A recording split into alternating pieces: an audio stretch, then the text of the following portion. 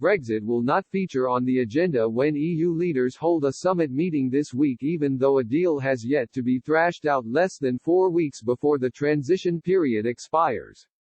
Emmanuel Macron and Angela Merkel have agreed Britain's departure from the bloc will not be open for discussion at the talks which get underway on Thursday. Brussels insiders said the decision was made during a call between Mr. Macron, Ms. Merkel, European Commission President Ursula von der Leyen and European Council President Charles Michel.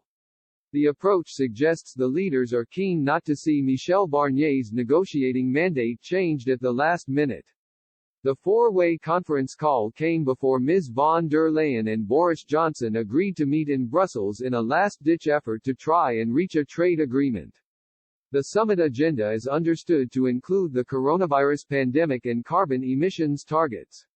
With the prospects of a final agreement still in the balance, Brexit negotiations have made little progress in recent days as significant differences between the two sides remain on the issues of fisheries, a competitive level playing field, and how to enforce a deal. Mr. Johnson will meet Ms. von der Leyen in Brussels tomorrow to continue their talks in person after the UK government dropped controversial plans that would have allowed ministers to break international law. Mr. Barnier warned EU foreign ministers that he now believes a no-deal departure is more likely than a trade agreement being brokered in time. But both sides set the stage for a potentially make-or-break dinner in the Belgian capital tomorrow night. A Downing Street spokesman said, the PM will travel to Brussels tomorrow for dinner with VDL to continue discussions on the future relationship between the UK and the EU.